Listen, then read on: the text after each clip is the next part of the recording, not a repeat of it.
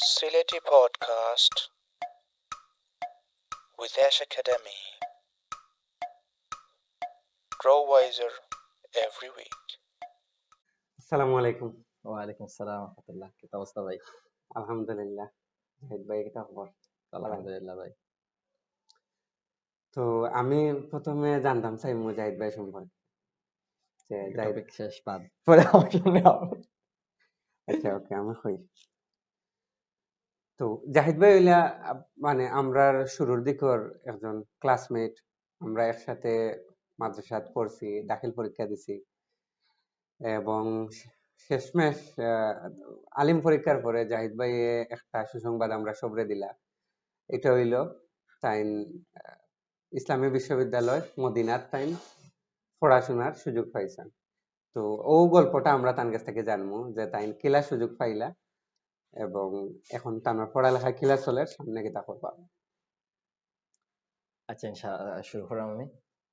প্রথমত তো হইছে নভেম্বরের দিকে আমি অ্যাপ্লাই করলাম, মানে প্রায় 21-22 নভেম্বরের দিকে অ্যাপ্লাই করছি, মোটামুটি অলাও। এরপর হইছে 21 নভেম্বরের দিকে আমি অ্যাপ্লাই করছি। 21 নভেম্বর অ্যাপ্লাই করার পর 22 রমজানের দিকে, মানে ঠিক মনে হয় 20 রমজান বা 21 রমজানের দিকে রেজাল্ট এলো যে আমরা প্রাথমিক সিলেক্টেড হওয়ার পর আসলে মূলত তারা হইছে ভার্সিটি আর কি, তারা একটা সিলেকশন করে। ভার্সিটি সিলেকশন করিয়া পরে ফাইল পাঠাই দেয় মিনিস্ট্রি আবার একটা পর্যালোচনা করিয়া আমরা যারা আবেদন করছি মোটামুটি বাংলাদেশ থেকে 18 জনের হইছে আইসে না। 18 জন হইছে তারা ওই ফাইনাল সিলেকশন আইসে না। সাধারণত এটা এরকম কেস ঘটে না। 18 জন অথবা 60 জন, আমি আর কি কনফার্ম না। কেউ 60 জন, কেউ 18 জন আর কি অলাউ। মোটামুটি বিষয় হয়েছে। তারপরে আমরা মোটামুটি বাকিরা আমরা যারা আছিলাম মোটামুটি সবাই ফাইনাল সিলেকশন পাইলাম হয়েছে যে আপনার 22 নভেম্বর। 22 নভেম্বর ফাইনাল সিলেকশন পাওয়ার পর আমরা 23 জানুয়ারি ভার্সিটি ভিসা দিল। 23 জানুয়ারি ভার্সিটি ভিসা দেওয়ার পরে এরপর হয়েছে ভার্সিটি ভিসা দেওয়ার পরে ভিসা প্রসেসিং এর কাজ ছিল, মেডিকেল টেডিকেল সব ডকুমেন্ট রেডি করে এগুলো সাবমিট করা। তো ওগুলো সাবমিট করার পরে আমরা রয়েছে সাবমিট করা ডেট ছিল যে ফেব্রুয়ারির মনে 20 বা 21 তারিখের মধ্যে সবাই ফাইল সাবমিট করতে হইব। তারপরে ভার্সিটি টিকিট দেওয়া শুরু করলো। তারপরে আমার টিকিট আইছে যে 8 মার্চ অথবা 7 মার্চে আমার টিকিট দিছে, 10 মার্চে আমার ফ্লাইট। 10 মার্চ গেলাম, যে এরপরে তো আলহামদুলিল্লাহ মদিনাত 11 মার্চ যে মদিনাত ঘুরতে গেলে মানে আমরা বাংলাদেশে 11 মার্চ হয়ে গেছে আর কি, তখন এখনো মানে সৌদি 10 মার্চ চলে। ওটাই আর কি যে সৌদি যে এটা 2023 23 10 মার্চ। যদি আমি ধরতে 21 নভেম্বর থেকে 23 মার্চ, এই একটা লম্বা ডিস্টেন্স পরে আর কি যাওয়া। আর বাকি সময়টা তো এটা অপেক্ষার সময় আসলো ব্যাপক, এই আর কি। আর 23 মার্চ থেকে মোটামুটি শুরু হয়েছে পড়াশোনা, আর আপাতত চলে। আর এখন আবার গুরুত্বপূর্ণ বিষয় হয়েছে এই মার্চ এই 1.5 বছরের পড়াশোনার ফাঁকে 2বার দেশে হইল। এখন আবার দেশে ছুটিতে আছি। আলহামদুলিল্লাহ। এখন আমরা যদি শুরু থেকে যাই ওকে, যে এখানে মনে হইলো মদিনা ইউনিভার্সিটিতে পড়া লাগবে। আচ্ছা এটা আপেক্ষিক যেটা হয়েছে যে প্রথমত হয়েছে তো মদিনা ইউনিভার্সিটির স্বপ্নের, মদিনা যেটা আমরা স্বপ্নের জায়গা, আল্লাহ রাসূল নবীর শহর, এটা হচ্ছে গুরুত্বপূর্ণ বিষয়। আর তারপর হয়েছে ছোট থেকে একটা স্বপ্ন ছিল যে মদিনা ইউনিভার্সিটি পড়তাম। বিশেষ করে আম্মুর এটা বলতো সবসময় আমার মদিনা ইউনিভার্সিটি পড়বো, বা আম্মু সবসময় দোয়া করতাম যে আল্লাহ যেন আমার পরে মদিনা ইউনিভার্সিটি পড়ায়। তো একটা ইচ্ছা আমার আম্মুর ছোট থেকে, যেন আমি একটু বড় হয়েছি। আম্মুর আগ্রহ জানি না আম্মুর আগ্রহের কারণ কি তা, বাট আম্মু সবসময় মদিনা ইউনিভার্সিটি উল্লেখ করতো। তো মদিনা ইউনিভার্সিটি একটা ছোট থেকে একটা মাইন্ডসেট হয়েছে যে না, আমি মদিনা ইউনিভার্সিটি পড়তাম। মদিনা ইউনিভার্সিটি সম্পর্কে ধারণা জানা, বা মদিনা ইউনিভার্সিটি সম্পর্কে যেই শুনতাম মদিনা ইউনিভার্সিটি ফরের, বা কেউ মদিনা ইউনিভার্সিটি ফরিয়ে আইছে, তাদের ফাইলেই তার লগত যোগাযোগ, গল্প, ইউনিভার্সিটি খিলা যাওয়া খিলা সবসময় একটা আপডেট রাখার ট্রাই করতাম যে খিলা আর কি করা যায়। তো আলহামদুলিল্লাহ সবচেয়ে বেশি হয়েছে যখন আমি ইন্টারন্যাশনাল মাদ্রাসাত পড়ি। আমার ভাইস প্রিন্সিপাল সাইদ বিন নুরজান মাদানী জনাবের লগে যখন থেকে পরিচয় হইলো, জনাব তো তখন থেকে আমার কথা, তুমি মদিনা ইউনিভার্সিটি পড়বা, সমস্যা নাই, তুমি তোমার আল্লাহ যোগ্যতা দিচ্ছে, পারবা ইনশাআল্লাহ, আমি দোয়া করি হইব তোমার। তো তখন থেকে জনাবের একটা জনাব খুবই গুরুত্ব দিত তখন থেকে। এখন আলহামদুলিল্লাহ জনাব গুরুত্ব দেন দেশে হওয়ার পরেও। সবসময় জনাবে একটা মানে আমি ধরতে গেলে দেখা যায় আমার চাইতে সবচেয়ে বেশি পেরেশানি দুইজন ব্যক্তির আছিল সবচেয়ে বেশি, একটা হচ্ছে আমার আম্মু আর হচ্ছে জনাব। এই দুইজন ব্যক্তি আসলে চেষ্টা, আব্বুর তো চেষ্টা তো আছেই, মানে মোটামুটি একটা ধরতে গেলে যে হইতে পারে যে আব্বু আম্মুর দোয়া আর শিক্ষক সবাই ভালোবাসা, হেল্প, দোয়ায় যাওয়া আসলে না তা আমি মদিনা ইউনিভার্সিটির মতো জায়গার মতো যোগ্য না। এই জায়গা আসলে যেতে পারছি আসলেই সবাই দোয়া। এই জায়গা আসলে এটা মানে অসাধারণ জায়গা, আমি মনে করি সবাই যাওয়া উচিত। এবং আমরা বাসার দেশ থেকে বিশেষ করে হচ্ছে অন্যান্য জেলা থেকে আমরা সিলেটের অবস্থা খুবই কম, সিলেটের সংখ্যা খুবই নগণ্য ভার্সিটি। অন্যান্য জেলার স্টুডেন্ট সংখ্যা মদিনা ইউনিভার্সিটি খুবই বেশি। আচ্ছা, এটা এখানে মানে সিলেট খানে যাইবার কিতা মনে হয়? আমার কাছে মনে হয় যে সিলেটের সবচেয়ে বড় বিষয় হচ্ছে অসংখ্য মেধাবী স্টুডেন্ট যোগ্যতা সম্পন্ন আছে, অ্যাপ্লাই করেন। মূল সমস্যা এই জায়গা হুম, অ্যাপ্লাই করেন, অনেক কিছু অ্যাপ্লাইয়ের কারণ জানেন, সিস্টেম জানেন না, বাট আশা রাখেন। বাট আশা রাখলে তুই তো নাই আমার প্রসিডিউর বুঝতে হইব কিলে আমি আবেদন করতাম বা যাইতাম, এই জিনিসটা অনেকে করেন না। এটা একটা গুরুত্বপূর্ণ বিষয় এখানে, যে আমার আবেদন করতে হইব বা প্রসিডিউর খিলা বা যারা জানে তারা জিকানি। আমরা হচ্ছে দেখা যায় যে আচ্ছা ওই বোনে দেখবো না, দেখা যায় যখন সে খুঁজের তখন তার ডেট শেষ, তাই আবেদন হুম। শেষ। তো অনেকে হচ্ছে দেখা যায় আবেদন করতো, আবেদন আমার হঠাৎ করে নক করছে যে ভাই আমি আবেদন করতাম না, এখন তো সময় নাই, সময় হবে অত তারিখ, তবে আমার বয়স দেখা যায় তার বয়স ক্রস হইলে অথবা তার সার্টিফিকেট ক্রস হয়েছে এমন সময় পর তার প্রপার মানে যে একটা আছে না যে আমি একটা জায়গায় যাওয়ার আগে আমার আগের প্ল্যান, আমরা অনেকে হচ্ছে জাস্ট খালি মুখে আমরা হই কিন্তু প্ল্যান নাই। আমার কাছে মনে হয় যে ইউনিভার্সিটি যাওয়ার লাগে আগে থেকে প্ল্যান থাকা দরকার, ওটা একটা গুরুত্বপূর্ণ দরকার, যে প্ল্যান থাকা দরকার তার। মদিনা ইউনিভার্সিটি যাইতাম আমি, আমার ও কাজ আগে থেকে করিয়া রাখা দরকার। আলহামদুলিল্লাহ এখন আর গুরুত্বপূর্ণ বিষয় হয়েছে অনেকে করে এখন মানে ধরতে গেলে আগে একটা সময় আসিল যে যোগাযোগ ব্যবস্থা বা সিস্টেম অনেকে জানতো না।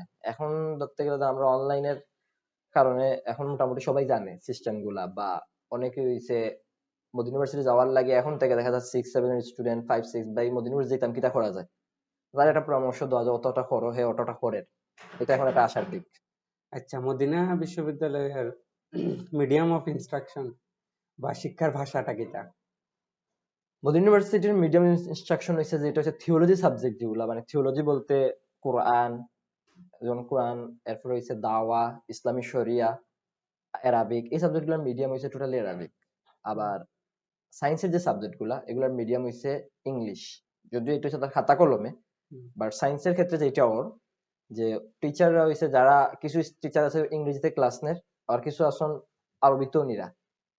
এটা একটা গুরুত্বপূর্ণ দিক, যেহেতু সৌদিয়ান স্টুডেন্ট সবচেয়ে বেশি। আমরা দেশে দেখা যায় অনেকগুলো ইংলিশ মিডিয়াম বাংলাতে ক্লাস হয়, হলো হুম। আর কি মোটামুটি। এখন বাট যেহেতু দুইটা ভাষা, উম, মানে প্রধানত আরবি, আরবি এর পাশাপাশি ইংলিশ।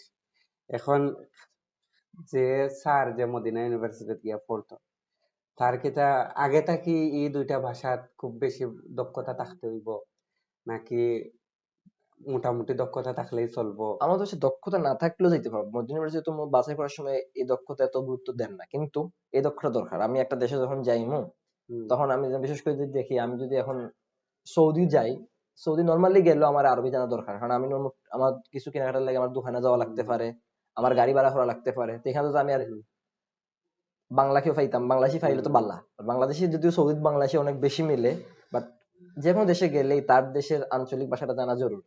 এটা একটা হুম, ব্যক্তিগত একটা গুরুত্বপূর্ণ জিনিস। তার পাশাপাশি হয়েছে আপনার যে দক্ষতা, তো এটা তো একটা ভাষা দক্ষতা। আমার কাছে মনে হয় যে আমি একটা দেশে যাইতাম করিয়া শিখতাম, বিষয়টা ইলাও না। আরবি ইংরেজি দুইটা ভাষা এখন গুরুত্বপূর্ণ, শিখা দরকার সবারই। যেমন কোরআনের ভাষা, আল্লাহ রসুল সাল্লাল্লাহু আলাইহি ওয়াসাল্লামের ভাষা, তো সব মিলাইয়া হইছে আরবি ভাষা জানা দরকার জরুরি। এটা শুধুমাত্র যে আমরা ইউনিভার্সিটি পড়তাম করিয়া শিখতাম ইলাও না।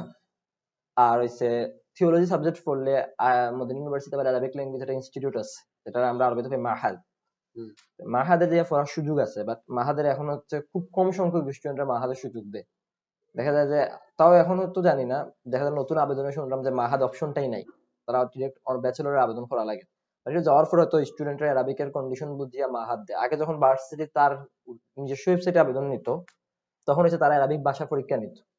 এখন তো যেহেতু গুচ্ছ হয়ে গেছে, সৌদির 26টা ইউনিভার্সিটি একটা ওয়েবসাইট আবেদন, যার কারণে এখন আর কোনো পরীক্ষা নাই, যেটা গত 2 বছর থেকে চলে। আমরাই লাস্ট আসিলাম যারা আমরা না, আমরা পরে আরেকটা ব্যাচ আছে, এরা এখনো গেছে না, এরা এবার ভিসা দিছে, তারা এবার যাইবো। আমরা পরে যে ব্যাচ আবেদন করছে তারা এবার যাইবো, যেন আমরা যখন যাইবো ভার্সিটি আগামী আগস্ট মাসও আমরা লগে তারা যাইবো। এই হচ্ছে এরারে ভিসা দিছে খুব রিসেন্ট, এরা এখন হচ্ছে সবাই মেডিকেল টেডিকেল কাজ, ভিসার স্টাম্পিং এর কাজ করে যাইবো। আর আমরা গেছি আগের ব্যাচ, এই দুইটা ব্যাচ হয়েছে সাবেক, মানে ভার্সিটির যে মিনহাতি নামে একটা ওয়েবসাইট আছে আর কি, মদিনা ইউনিভার্সিটির অ্যাপ্লিকেশনের ওয়েবসাইট, বর্তমানে হয়েছে সবগুলো হয়েছে স্টাডিয়াম সৌদিয়া একটা ওয়েবসাইট আইছে।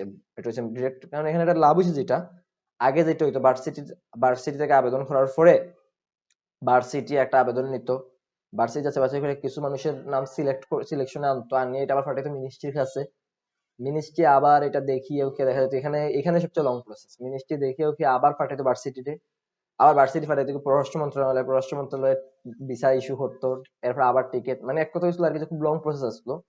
এই ঝামেলা মনে কমানির লাগে এখন ভার্সিটি মিনিস্ট্রি মূলত আবেদনটা নেয়, এডুকেশন মিনিস্ট্রি, মিনিস্ট্রি নিজে আবেদন নেয়। আর এই আবেদনের কারণে যেটা হচ্ছে ভার্সিটি এখান থেকে অ্যাপ্রুভ করিয়া দেয়, আমার এই স্টুডেন্ট পছন্দ হয়েছে, ভার্সিটি অ্যাপ্রুভ করিয়া দিলে বাকি কাজ তারা তাদের পর্যায়ক্রমে চালিয়ে আনে। মানে ধরতে গেলে যেটা প্রসেসটা, এটা যে আগে যে লং প্রসেস থেকে প্রসেসটা শর্ট হয়ে আইছে, এটা বালা ভালো হয়েছে। সবার লাগে। আবার এর মধ্যে আরেকটা মজা হয়েছে যে আপনার যে এখন আগে তো আপনার দেখা যায় যে প্রত্যেকটা ইউনিভার্সিটি আলাদা আলাদা কাগজ রেডি করা লাগতো, আলাদা আলাদা আবেদন করা লাগতো।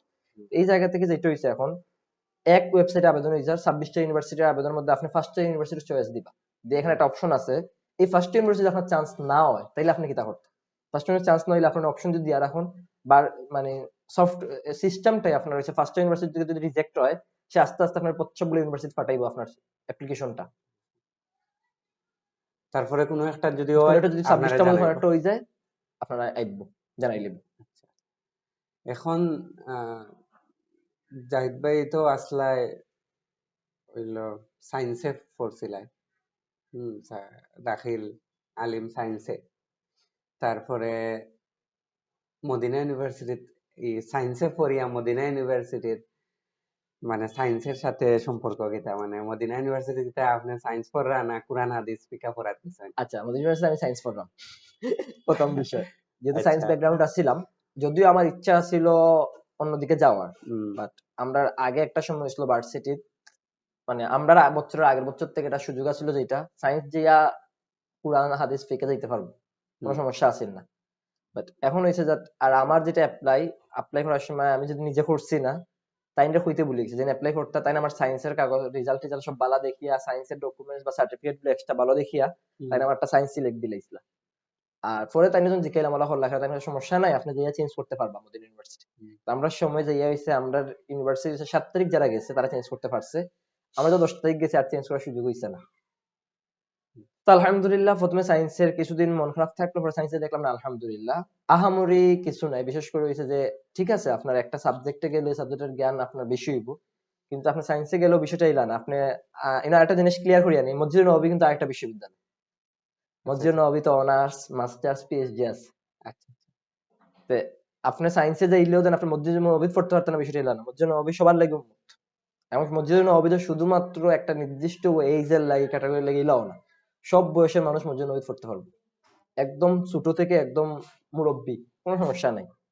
তো মসজিদুল নববীতে এমনি নরমালি হালাকা হয়, তাই আমি এখন হিফজের হালাকাতে আছি, হিফজ, এরপর মুতুনের হালাকা আছে, হিফজের হালাকা মুতুনের হালাকা, এরপর অনার্স আছে, মাহাদও আছে, মাহাদ বলতে ইনস্টিটিউট আছে, অ্যারাবিক ইনস্টিটিউট মসজিদুল নববীতে আছে, এবং এগুলা যেটা পড়া রয়েছে সরাসরি পড়তে হলেই কামা লাগে।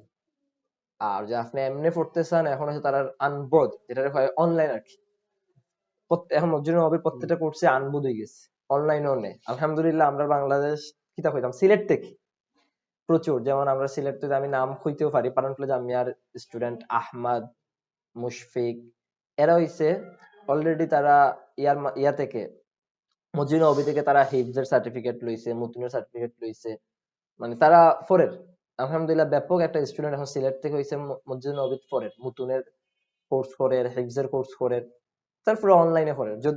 এখন মানে মসজিদুল নবী আলহামদুলিল্লাহ, মানে মসজিদুল নবীর কোর্স গুলো এখন অনলাইন থেকেও তারা সার্টিফিকেট গুলা সফট করে পাঠাই দেয় অ্যাকাউন্টে যার যার। এবং মসজিদুল নবীর সার্টিফিকেট আরো খুব সুন্দর বিষয় হচ্ছে ইজাজ আছে, এটা সিলসিলা দেয় কাঠ থেকে খেয়ে পাইছে।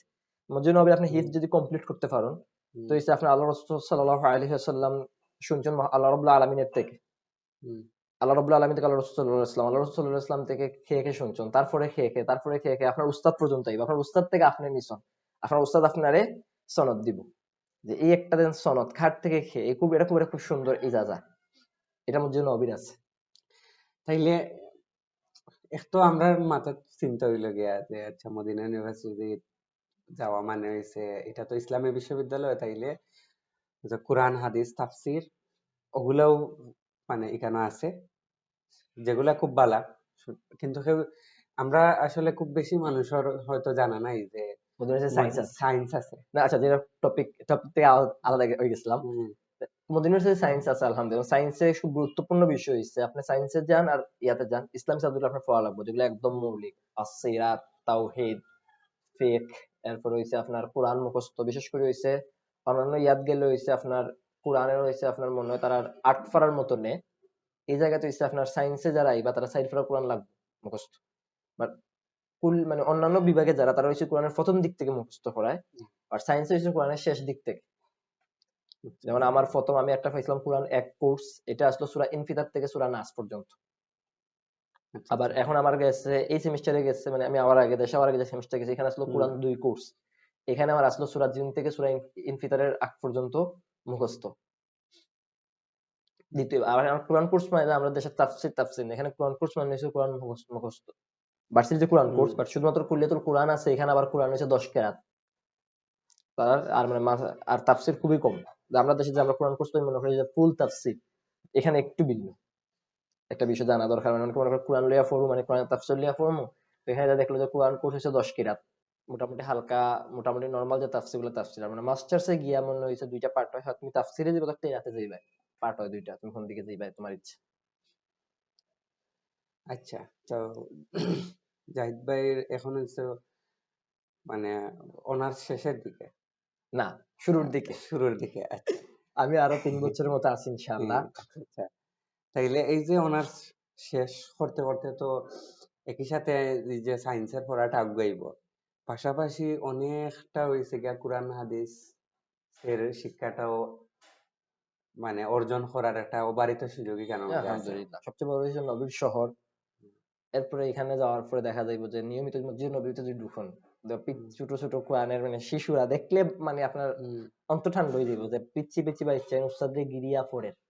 এই দিন একটা পরিবেশ, হুম, প্রতিটা ফিলারে ফিলারে একজন ওস্তাদ বইয়া আসছেন, তাইনরে গিরিয়া অনেকগুলো ছাত্র বইয়া আসছেন, মানে একটা যে নববী ধারার হুম, যে একটা যে উস্তাদ থেকে সরাসরি সহবত নেওয়ার যে একটা বিষয়টা, এটা আসলে খুবই মানে এখন যারা উমরা হজে গেছেন তারাও দেখিয়ে আইছেন বিষয়গুলা যে ফিলারে ফিলার উস্তাদের কাছে দেখে স্টুডেন্ট গুলা বইয়া বইয়া পড়ের। এটা আসলেই মানে হুম, এরপরে সবচেয়ে বড় বিষয় হচ্ছে চাইলেও নিজে যদি যাওয়ার পরে একটা মানুষের মাইন্ড চেঞ্জ অটোই স্বাভাবিক যে আমি এমন জায়গা তাইছি, আমি কোরআন সুন্নাহর ইলম অর্জন করতাম না, বিষয়টা তো মানে হয়তো মক্কা মদিনার বাইরের ইউনিভার্সিটি যেগুলো এগুলোর ক্ষেত্রে হয়তো জানি না। মক্কা মদিনা দেশে উম্মুল কুরা আর মদিনা ইউনিভার্সিটির যারা পড়ে হুম, তার ক্ষেত্রে তারা তো নিয়মিত হারাম, আচ্ছা হারাম বলতে অনেকে আবার কনফিউজ হতে পারে, হারাম বলতে মসজিদে নববী, মসজিদে নববীতে মানে মদিনার যারা আমরা মসজিদে নববীর হারাম রাখি। আবার মক্কার যারা হুম, তারা কাবা বা কাবার মক্কার হারাম। হারাম বলতে কিন্তু বা হারামাইন আমরা মসজিদের হুম, সাথে হারামাইন ফরমাই, দুই হারাম। হারাম। তো এই আচ্ছা। জায়গাতে হইছে আমরা আরকি কমনলি হারাম রাখি, তো অনেক সময় আমার কথা হারাম আইতে পারে। হুম, হারামটা মূলত মসজিদে নববী বুঝানি ওর। তা হারামে হইছে তা আপনার যে দেখা যায় যে নিয়মিত একটা যাওয়া, বিশেষ করে ভার্সিটি থেকে হইছে হুম, প্রতিদিন, মানে আমরা হয়তো ভার্সিটির বাসে যাইতে পারি না, যাদের ক্লাস আছে আসর পরে যাদের ক্লাস আছে হুম, ভার্সিটি থেকে ৩টার দিকে প্রতিদিন হচ্ছে লইয়া যায়। হুম, আবার ঠিক এশার নামাজের ফর লইয়া যায় ভার্সিটি থেকে মসজিদে নববী। এছাড়া হইছে মসজিদে নববী আলহামদুলিল্লাহ এখানে থাকলে আপনার নিয়মিত যাওয়া হইব। জয় বলতে এটা নিজের কাছে, অনেকে হইছে আবার দেখা যায় নিয়মিত যায় না, বাট নিজের কাছে। বাট আমার কাছে মনে হয় না যে আবেগের জায়গা থেকে কেউ মিস দিব। একটা হচ্ছে এমন একটা জায়গা যে মসজিদ, বিশেষ করিয়া মসজিদে নববী প্রতিদিন গেলে মানে আপনি মানে এগুলো আমি মানে মুখে বুঝাতে পারতাম না হুম, যে এটা কতটুকু আবেগের জায়গা। মসজিদে নববী যাওয়া নিয়মিত, মসজিদে নববী যে নামাজ পড়া, এটা আসলেই আমি আমার কাছে মনে হয় যে কোটি টাকা খরচ করিও কেউ মানে এই সৌভাগ্য হুম, পাইতো না যে মদিনা ইউনিভার্সিটিতে পড়ার সুবাদে নিয়মিত মসজিদে নবী যাওয়া যেতে পারে। কারণ কেউ উমরা ভিসাত গেলে ১ মাস ২ মাস বা ৩ মাসও বসে থাকতে পারবে, বসে থাকতে পারেন না। হজে গেলে ৪০ দিন, তাহলে বারবার যাওয়া লাগবে, বারবার আও দেশে আবার যাও। কিন্তু এই জায়গা থেকে আবার যদি সে কাজে যায়, ইকামাদারিতে নির্দিষ্ট সময় ডিউটি করতো, ডিউটি করিয়া আসলে এত লং টাইম ডিউটি করার পরে সৌদির বেশিরভাগ ডিউটি ১২ ঘন্টা, হুম, ১২ ঘন্টা ডিউটি করিয়া আইয়া যে হুম, মসজিদে নবী যাইতো, এটা তার শরীরের একটা ইয়ে আছে। তাও অনেকে যায় ১২ ঘন্টা, অনেকে আমি অনেক দেখছি আলহামদুলিল্লাহ যে ৩০ বছর থেকে তাই মাগরিব থেকে এসা সময়টা কাটানো হয়েছেন তাই মসজিদে নববী। তা আমার কোনো বলা হয় যে আমার কোনো আমল নাই, আমি আল্লাহর কাছে কিয়ামতের দিন কইমু আল্লাহ, আমি আমার জীবনের 30টা বছর কাটাইছি মসজিদে নববীতে মাগরিব থেকে এশা। আমি মসজিদে নববীতে আসলাম এবং তাই এই সময় তাই লগে যে মা তাই তাই আর কি করে সময় দেয় না, তাই সময় দিলে এশার পরে অথবা মাগরিবের আগে তাই দেখা করতে মাগরিব থেকে এসে তাইটা পানি পুরা ফিক্সড রাখে না মসজিদে নববীতে তাই কাটাইবা ইবাদত করিয়া। তো ইল্লা মানুষগুলোরও দেখলে আপনার আবেগ আরো বাড়বে। তারপরে হয়েছে তো মসজিদে নববীতে সুরলিত কণ্ঠ, যেটা আমরা সবসময় টিভি শুনি বা ইউটিউবে শুনি, সরাসরি তারা তেলাওয়াতুলা শোনা আসলেই অসাধারণ একটা জায়গা। আচ্ছা, এখন আমরা যদি আবার ইউনিভার্সিটি ফিরিয়া, যে ইউনিভার্সিটি এখানে যারা ইন্টারন্যাশনাল স্টুডেন্ট যায়, তারা তো সবাই এই কিতাব ফুল আচ্ছা, এটা ফুল একটা স্কলারশিপ পায়। গুরুত্বপূর্ণ, এখনো মনে হয় চালু হয়েছে না। যদি এবার যারা আবেদন করে তারা দেখে যে পাশে পাশে একটা অ্যামাউন্ট দেওয়া আর কি, যত টাকা তুমি পড়তে হইব, যদি তুমি চান্স পাও, তোমার স্কলারশিপ না পাও, তো একটা অ্যামাউন্ট দেখার এখন হুম, নতুন সিস্টেমে দেখার। But হুম, এখন পর্যন্ত সৌদি আরবে নিজের সেলফ ফান্ডে পড়াশোনার কোনো সুযোগ নেই। হয়তো এটা করবো করিয়ে তারা হয়তো মনে হয় তাদের সফটওয়্যার আপডেট হুম, করছে, তো সেলফ ফান্ড চালু হইতে পারে। বাট এখন পর্যন্ত মদিনা সহ সৌদির কোনো ইউনিভার্সিটিতে সেলফ ফান্ডে পড়ার সুযোগ নেই ইন্টারন্যাশনাল স্টুডেন্ট। চান্স পাইয়ে যেতে হইব। হুম। না, যেমন মিশরে যেভাবে আমরা আজহারে চাইলে কেউ টাকা দিয়া তার নিজের মানে সেলফ ফান্ডে যাইতে পারে, এই জায়গাত মদিনাত এই সুযোগ নাই। মদিনাত কইলাম মানে মূলত সৌদি আরবে এই সুযোগ নাই। আচ্ছা, তাইলে তো মূলত স্কলারশিপ পাইলে, মানে আমার স্কলারশিপ পাইতে হইব এখানে যাইতে হইলে এখনো পর্যন্ত যেটা আছে। আর স্কলারশিপ পাইয়া যদি কেউ যায় তার লাগে তো লাভ আসলে জি। মানে নিজেরে এই জায়গা গিয়া না, পান। এখানে একটা গুরুত্বপূর্ণ জিনিস হয়েছে যে স্কলারশিপ পাওয়া শুধু না, যে স্কলারশিপ পায় প্রথমত হয়েছে যে তার ভিসা প্রসেসিং এ তার যতটুকু খরচ হয়, বাট ভিসাটা মূল ভিসাটা ভার্সিটি দিয়ে দিলে হইবো। হুম, But এখানে কিছু ভিসা প্রসেসিং, মেডিকেল টেডিকেল কিছু খরচ আছে, এই খরচটা তার নিজেরা করতে হইব। তারপরে কিন্তু আপনার যাওয়ার পরে তার ভার্সিটি ভিসা টিকিট দিলেও ভার্সিটি টিকিট দিয়ে নিব। এয়ারপোর্ট থেকে ভার্সিটি তার বাসে রিসিভ করে তার ভার্সিটিতে নিব। নেওয়ার পরে ভার্সিটিতে নিয়ে তার সকল কার্যক্রম ফ্রি প্রথমত। তারপর ভার্সিটি তার যেহেতু তার নামে ব্যাংক অ্যাকাউন্ট হইছে না, কারণ ভার্সিটির ব্যাংক কার্ড দিয়া দেয় নিয়মিত টাকা পাওয়ার লাগে। ব্যাংক কার্ড হইছে না, এখন তারা 450 রিয়াল একটা টাকা তাহলে দিলেই বুঝো তুমি ভার্সিটির কার্ড পাওয়া পর্যন্ত তুমি ও টাকা দিয়া চলো। 450 রিয়ালের মতো একটা টাকা দিয়া দিলে, এটা হয় আরবিতে আমরা কই সুলফা। সুলফা দিয়া দেওয়া হয়ে যায়, যে সুলফা দিয়ে চলতো। আর যখন হইছে তার ব্যাংক কার্ড আইলো তার নামে, তখন ব্যাংক কার্ডে তার প্রথম হইছে 1700 রিয়াল নামিয়ে দিব তার লাগে প্রস্তুতিমূলক। হুম, যাওয়ার পরে তার বিভিন্ন খরচ, এটা একবারে। অনেকে মনে করে 1700 পাবো আমরা প্রতি বছর পাইবো, বিষয়টা ইলা না। হুম, ওই 1700 টাকা একবারেই দিই তারে, তার ইউনিভার্সিটির জীবনে একবারে দিব। এই 1700 রিয়াল দিলেই হলো তারে প্রথমে। আমি রিয়াল উল্লেখ করার কারণ হচ্ছে যেহেতু রিয়ালের রেট উঠানামা করে, তো বাংলাদেশি টাকা হয়তো হইলো অনেকের এটা মানে পরে দাঁড়ানোর লগে নাও মিলতে পারে।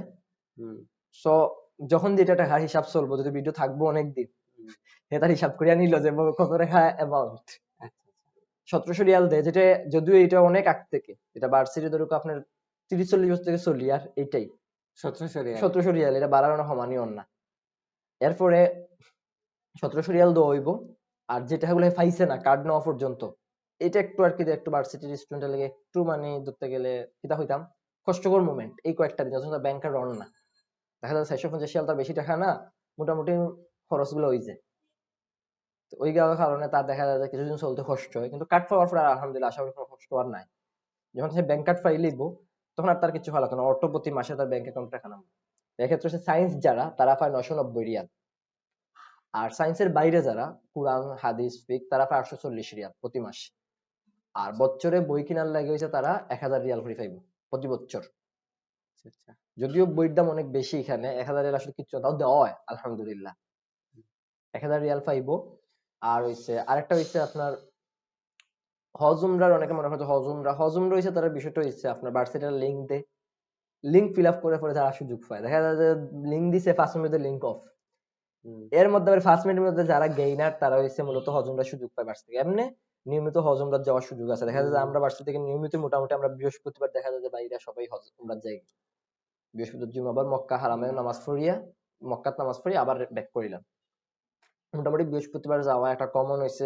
জানি না অন্যান্য ইউনিভার্সিটি থেকে বাইরা কিলা ম্যানেজ করেন, বিশেষ করে মদিনা ইউনিভার্সিটি থেকে প্রতি বৃহস্পতিবারে বাই তারা দেখা যায় বৃহস্পতি শুক্র শনি 3 দিনে হয়েছে ভার্সিটির একটা গেটের সামনে উমরা বাস দাঁড়াই থাকে। এবং নর্মালি আপনার হয়েছে দেন মনে হয় এখন বর্তমান চলে আর কি 120 রিয়াল হয়েছে মক্কা থেকে মদিনা যাওয়ার, মানে মদিনা থেকে মক্কা যাওয়া আপ ডাউন। 120 রিয়াল, বাট এখানে আমরা ছাত্ররা 60 রিয়াল দিলাম স্যারদের, তারা প্রচুর আছে। এটা খুব গুরুত্বপূর্ণ আর কি, যে উমরা সহজ হওয়ার কারণে এই বিষয় মানে চাইলেও আমরা উমরা করতে পারলাম আলহামদুলিল্লাহ, একটা বিষয়। আর মসজিদে নববীতে চাইলেও যে কোনো সময় যাওয়া যায়। আচ্ছা, তারপরে অ্যাকোমোডেশন। আচ্ছা, থাকাটা ভার্সিটি রয়েছে নিজের, ভার্সিটির কোনো ফি নেই, ভার্সিটি হলে রাখেন।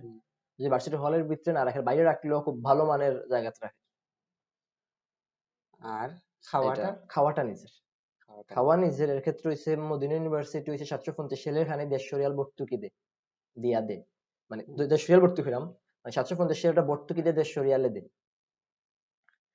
150 রিয়ালে দে। তো এই খাবারটা হইছে আবার দেখা যায় যে ইউনিভার্সিটির লিংক দে, ঠিক আছে? দেখা যায় যে আপনার যেমন আগামী মাসের খাবার এই মাসে হয়তো 25-24 তারিখের দিকে আপনার লিংক দেয়, লিংক ফিল আপ করে যারা মানে খাবারটা ফার তারাই করে মানে খার, মানে এই বিষয়ে একটা লিমিট তারা রাখছে আর কি। সব স্টুডেন্ট পায় না, সুযোগ যারা সুযোগ পায় তারাই আর কি খাইতে পারে। তো দেখা গেছে আমরা নিজেরা, যেমন আমি কিছু মাস পাই কিছু মাস পাই না, অলপ যখন পাইলাম যে একটা রাইট এরকম আর কি, যে ভার্সিটি এরকম হয় আর কি, একটা রাইট হচ্ছে যুদ্ধের রাইট আর কি, খাবার কিনার রাইট। এরকম আর কি, আমরা ভার্সিটির গ্রুপে মেসেজ আয় লাইলাতুল হাজাজ,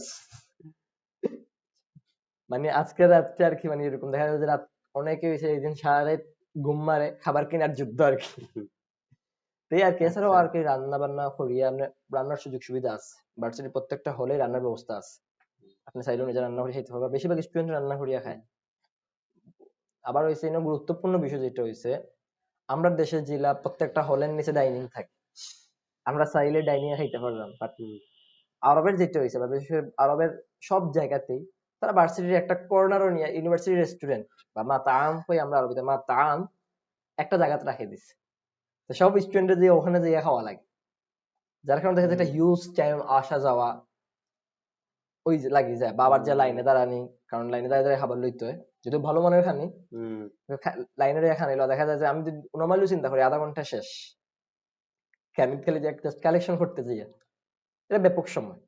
আরেকটা জিনিস হইলো যে যত মানুষ যায় বিদেশ পড়ার যায়, দেখা যায় যে তার ও দেশগুলা ও শেষমেশ তারা সেটেল হয়।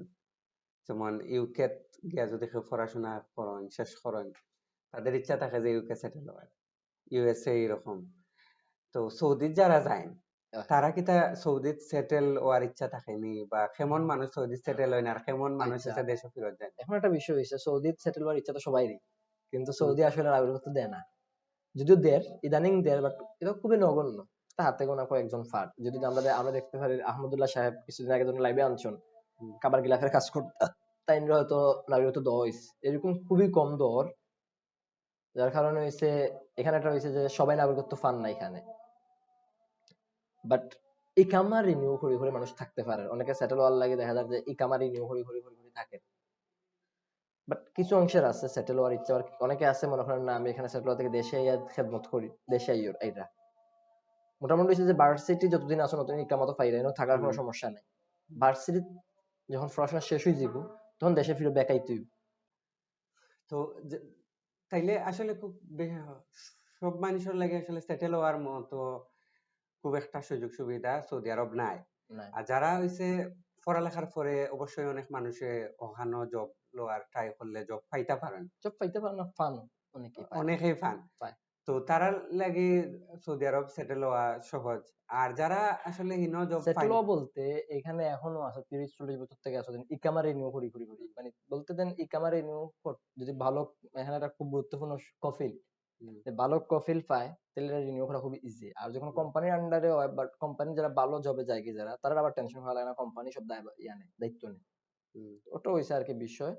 তারপরেও যারা আগে আগে তো হইছে চান্স পাওয়া, তারপরে হইছে গেলে ইনশাল্লাহ যে যার যার ব্যবস্থা করিয়ে নিতে পারবে আশা করি, যদি কেউ থাকার সেটেল হওয়ার অপশন যদি কেউ থাকে তাহলে তো সে হে এটা মানে চিন্তা করবো।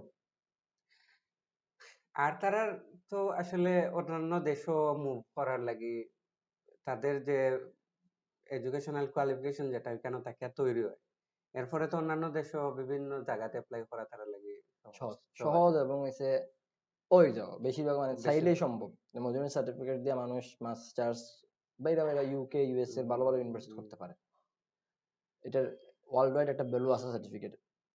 ওটাই। এবং কিউএস র্যাঙ্কিং এ লাস্ট 800 থেকে 1000 এর মধ্যে মধ্যে আছে আমাদের ইউনিভার্সিটি। আচ্ছা, তো এখন সবকিছু শুনলাম আমরা, এবং অতটুক শোনার বাদে তো যে কেউরও ইচ্ছা হইব যে মদিনা ইউনিভার্সিটি যাইতো। এখন তার আসলে যে আমরা শুনছি যে ওকে বেশিরভাগ মানুষ অ্যাপ্লাই করে না, অ্যাপ্লাই করলে একটা নির্দিষ্ট সংখ্যক মানুষের প্রতি বছর হয়। হ্যাঁ, এখানে একটা জিনিস কই দেই, জানি না আমরা রিসেন্টলি সৌদি দূতাবাসের একটা প্রোগ্রাম হয়েছে, তো এখানে যে কয়েকজন মানুষ হয়েছেন তারা উঠিয়া হইরা যে সৌদি আরবে নাকি বাংলাদেশের এই কোটা 200 এর মতো নিত প্রতি বছর, কিন্তু এই কোটা কখনো ফিল আপ হয় না। 110 120 অলওজার, হুম, মানে 200 বলতে মানে মদিনা ইউনিভার্সিটি না, সারা সৌদি আরবে সবগুলো ইউনিভার্সিটি বাংলাদেশে কোটা 200। হুম। 200 মাঝে যার 100 সামথিং। আচ্ছা, তাইলে খুব তাইলে কম মানে মানুষ খুব যাইরা। কম বলতে যেটা হয়েছে যে আমরা এখন পর্যন্ত আমরা কোটাই ফিল আপ করতে পারলাম না, যে তারা সৌদি আরবে বাংলাদেশ থেকে এত মানুষ নিতে চায় কিন্তু হুম। পারেন না। এটা জানি না তথ্য কতটুকু নির্ভরযোগ্য, বাট একজন হওয়ার কারণে আর কি হওয়া, এই হচ্ছে বিষয়। আর এই একটা, তো আর একটা হয়েছে যে এখানে ক্ষেত্রে হয়েছে যে আবেদনের ক্ষেত্র আমরা দেশে যেটা হয়, আমরা দেশে আমরা অনেক অ্যাক্টিভিটিস করি কিন্তু তার কোনো সার্টিফিকেট নাই, কিন্তু দেখা যায় যে তারা নর্মাল কোনো কাজ করলে এটা সার্টিফিকেট আছে। কারণ আমরা দেখো যে আমাদের নর্মাল আমরা অনেক ইফতার মাহফিল অ্যারেঞ্জ করছি না, হুম। অনেক ইফতার মাহফিল করলাম আমরা, অনেক ভলেন্টিয়ার প্রোগ্রাম আমরা আমার মাদ্রাসা বা স্কুলও বিভিন্ন কার্যক্রম আমরা করছি, বিভিন্ন প্রোগ্রামের আমরা পুরো ধরতে গেলে ম্যানেজমেন্ট আমরা করছি। কিন্তু দেখা যায় যে আমরা দেশে ইদানিং ম্যানেজমেন্টের সার্টিফিকেট গুলো দেওয়া হয় না। দেখা বা যায় যে বাইরে থেকে যারা তারা স্কুলে একটা ইভেন্ট করে, কোনো একটা কিছু করে, একটা সার্টিফিকেট পায়। এটা খুব গুরুত্বপূর্ণ। দেখা যায় যে বিদেশে স্কিল ডেভেলপ বা স্কিল রিলেটেড সাবজেক্ট গুলো খুবই গুরুত্ব দেওয়া হয়। বা extra curricular extra activity. Curricular activity যেগুলো আছে ওগুলো খুবই গুরুত্ব দেওয়া হয়। তো এই জায়গা থেকে হইছে যে আমরা দেশে তো আমরা দেশে যে দেখা যায় যে স্টুডেন্ট এভারেজ স্টুডেন্টের রেজাল্টে খুব বেশি ফোকাস করে, যে পরিমাণ ফোকাস করা হয় আলাদা কাজকে এত গুরুত্ব মানে দিয়া দেখে না, যে আলাদা কাজগুলো এগুলা থাকুক। অনেকে হইছে মানে যারা আবেদন করে মোটামুটি সবাই তো ভালো ফলাফল দেয়। তো একজন ভালো ফলাফলদারী আমি তুমি যদি সিলেক্ট করি করে, একটা হইছে আচ্ছা খুব ভালো রেজাল্ট, আর একটা হচ্ছে খুব ভালো রেজাল্ট প্লাস অনেক খাম পারে, হে বাসা জানে খাম পারে, আমি হারে নিব যেসব কিছু পারে তার। সবকিছু পারে। তো এখন দেখা যায় যে বিশেষ করে যারাই চান্স পার এরা আসলেই, যে আমি যে ব্যক্তি বাইরের লোকের কথা কইরাম মিলরাম উঠরাম বইরাম, এদের দেখে মনে হয় আমি এর তুলনায় কোনটাও না, আমি একজন নগণ্য পাবলিক আর কি। আমার হয়তো আল্লাহ রাব্বুল আলামিন তো তার খাস রহমতে দিলাইছেন চান্স। এরা একটা এত যোগ্যতা সম্পন্ন ব্যক্তিত্ব আর কি, আপনি মানে দেখলে আর কি আপনার মানে মনে হইব যে আমি কিতা করছি দেশ, এই এরা আমার মতো সেম বয়স, এরা এত কাজ করে নিতে পারছে এই বয়সে, আমি কিতা করছি। এটা খুব গুরুত্বপূর্ণ একটা জিনিস আর কি। তা আসলে হ্যাঁ, যদিও দেখা গেছে যে সিলেকশন হয়তো অনেক যোগ্য ব্যক্তি বাদ পড়ে যায়, কারণ এটা পুরোটা তকদির। কারণ বিষয় হচ্ছে অ্যাপ্লিকেশন অনেক দেখা যায় অনেক যোগ্য মানুষ তার অ্যাপ্লিকেশনে ঠিক মতো সাবমিট করতে পারছেন, আবার দেখা যায় একটা এত যোগ্যতা সম্পূর্ণ না হইলেও তার এত গুছালো ভাবে সাবমিট করছে তার সব বিষয় অ্যাকসেপ্ট হয়ে গেছে। তাইলে এই যে কথাটা যে গোছালো আবেদন, এই একটা আবেদন গোছালো ভাবে কিলা করেন? আচ্ছা, এখানে আবেদনের ক্ষেত্রে এখন তার যেহেতু আইচ্ছে প্রশ্নটা, আমি ধারাবাহিক হই। আবেদনের ক্ষেত্রে কিছু ডকুমেন্ট আছে একদম ম্যান্ডেটরি, দেওয়াই লাগবে। ম্যান্ডেটরি আবেদনগুলো হচ্ছে তার ছবি, ছবির ক্ষেত্রে হচ্ছে গুরুত্বপূর্ণ নির্দেশনা হয়েছে ব্যাকগ্রাউন্ড সাদা, টুপি চশমা ছাড়া। আচ্ছা। ছবি টুপি চশমা ছাড়া 1 নাম্বার। পাসপোর্ট থাকা লাগবে মাস্ট। দেখা যায় অনেকের আছে ভাই আমি আবেদন করতাম ডকুমেন্ট সব রেডি করে লইছি, ফাইল পাঠাইছি, তোমার পাসপোর্ট, ভাই আমার তো পাসপোর্ট নেই। হুম। সো মানে এখানে গুরুত্বপূর্ণ বিষয় যে পাসপোর্ট লাগবে, পাসপোর্ট ছাড়া আবেদন করতে পারতাম না। আচ্ছা। পাসপোর্ট লাগবে।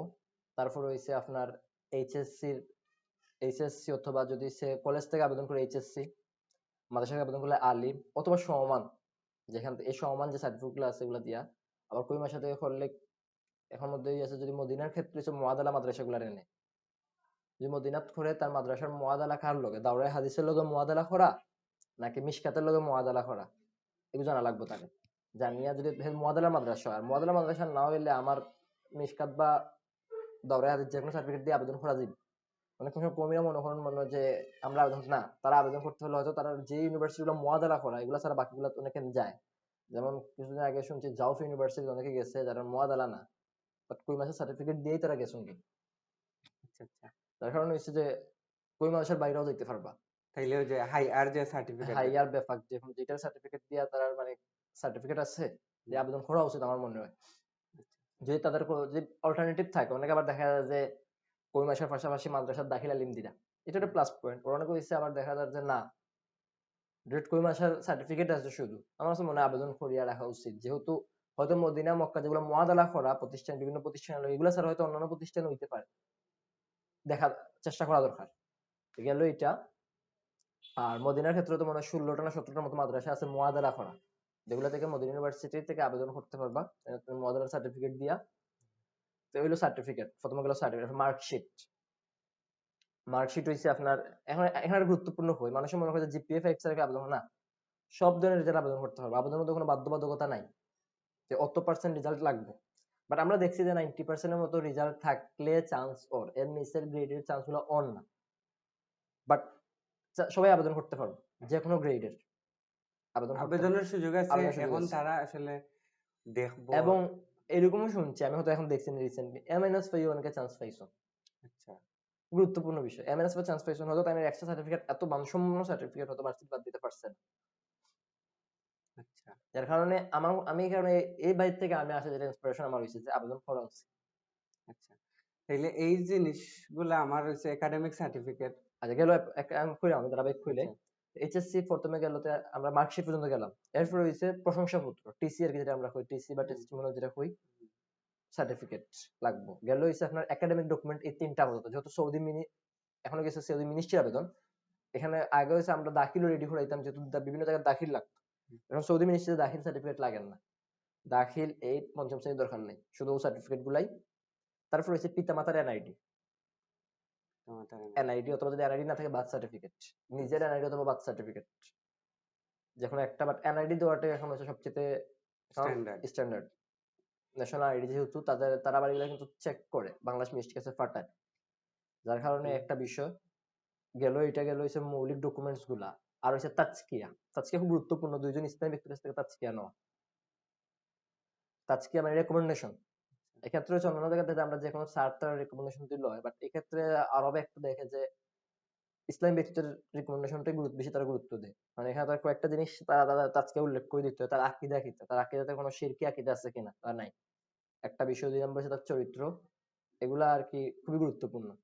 দুজন ইসলামীদের তাজকিয়া নিতে হবে। এই ক্ষেত্রে হইছে যে আমার কাছে মনে হয় যে তাজকিয়া নেওয়ার ক্ষেত্রে সৌদি আরব থেকে ফরিয়ে এসে এরকম কোন ব্যক্তির কাছ থেকে তাজকিয়া নেওয়াটা ভালো, যে তারা ইউনিভার্সিটি থেকে ফরিয়ে আইসন, এবং ফরিয়ে আইসে মানে তো শেষ পর্যন্ত ফরিয়ে শেষ করতে পারছে, মানে কোনো ভায়োলেশন নাই। তো এই ধরনের ব্যক্তির তাজকিয়াটা আসলে মানে গ্রহণযোগ্য, যে তারা ইউনিভার্সিটির স্টুডেন্টদের।